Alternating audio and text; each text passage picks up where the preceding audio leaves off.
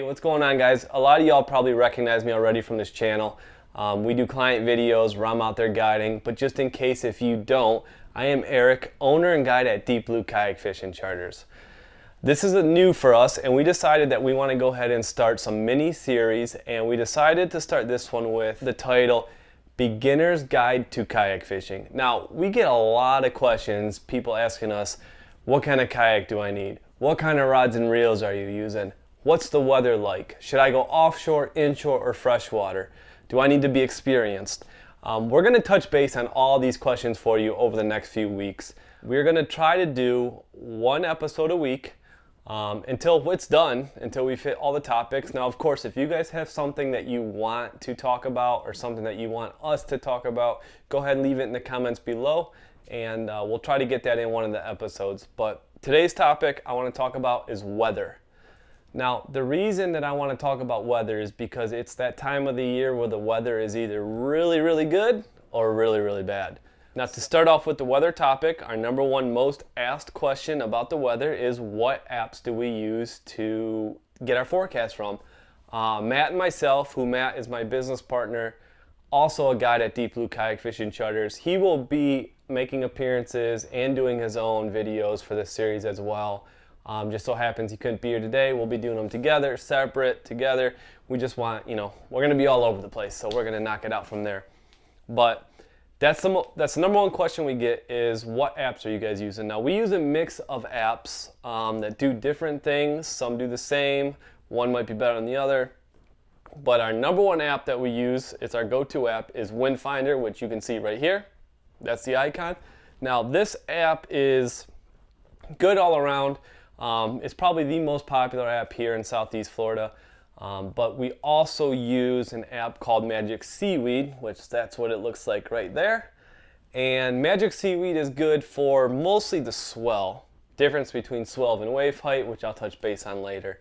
And then we also look at the National Weather Service website, which they usually project things to be way too high, which is okay. We understand that. It's good. Better to be safe than sorry. They think it's going to be up there, but really the wave height's down here, which those two will tell you. But, I'm not going to talk too much about that one. I'm just going to touch base on these two here. So let's go ahead and start off with Windfinder right here. I'm going to go in and I'm going to talk about how to read it, what each thing means.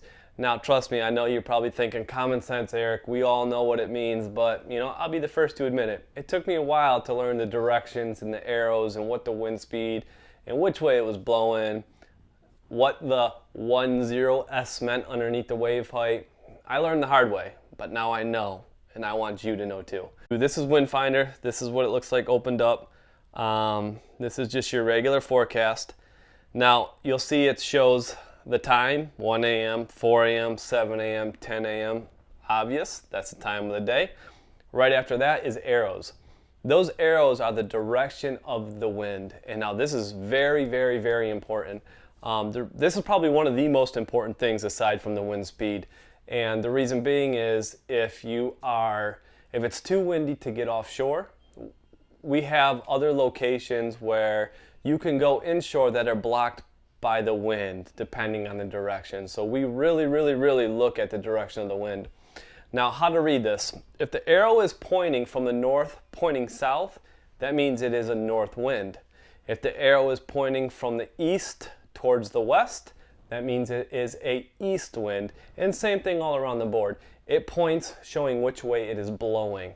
Now, I'll explain the directions here, but before I do that, I want you guys to know that we are talking about the east coast of Florida here. So an east wind here is completely different effect than the east wind on the west coast. A west wind here is completely different than a west wind on the west coast. So right now I'm talking about the east coast of Florida and what that means for us. So let's just say right here we got this one. That's a north wind. So what we look for in a north wind is if it's in the teens, 14, 15, 16, 17 miles an hour in the wintertime, typically that means there's going to be a decent swell. And a swell is different than wave height. What a swell is, so you have your wave height, which is 3.5, and then you'll also have a swell, which will be at 4.5, 5 feet. The wave height is what it is from the beach until you get all the way out. It's the constant up and down. That is your typical wave height. The swell is something that can come in periods. It comes in maybe once every 15 minutes, maybe once every 5 minutes, but it's a bigger wave that develops, and that is the swell. I'll talk about the periods and swell height when we get there, but with a north wind, you always got to watch out for the swell.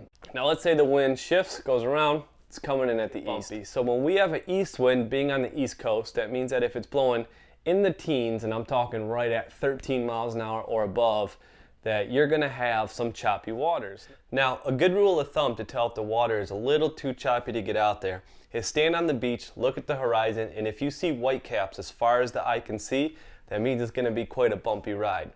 Now that being said, if you are going out with a professional like Matt or myself, we will be the judge, let you know if you can get out there or not. We will never put you in harm's way, but we are a little bit more experienced at the weather, the wind, the waves, how to launch, how to land and surf and stuff like that. So let's switch it up. Let's talk about a south wind. Now a south wind, if the arrow is pointing from the bottom up, that means it is a south wind. For us, a south wind is a good thing. Typically a south wind completely flattens out the beach, so we don't have to worry about any surf for landing and launching. Now, like any other winds, you are kayak fishing, so if it gets above 15 miles an hour, it's gonna be a struggle to get out there. It may be doable depending on where you're fishing, just be safe. A west wind is one of our favorite winds because it completely flattens the beach out. So when we're launching and landing, we don't have any surf to deal with. A west wind can also be one of the most dangerous winds for a kayak angler. When you get to the beach, you usually don't feel any wind on our coast because it's blocked by trees and buildings, so you think it's going to be great, even if it's blowing 15 to 20 miles an hour.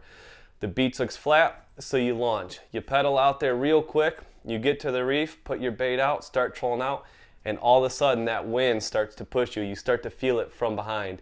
Now you got to be a really quick judge here and decide whether you want to go ahead and make your drift out to deeper waters, because if you turn around and that west wind does pick up and you struggle to make it back in, you're getting blown out to no man's land. Your next stop, the Bahamas.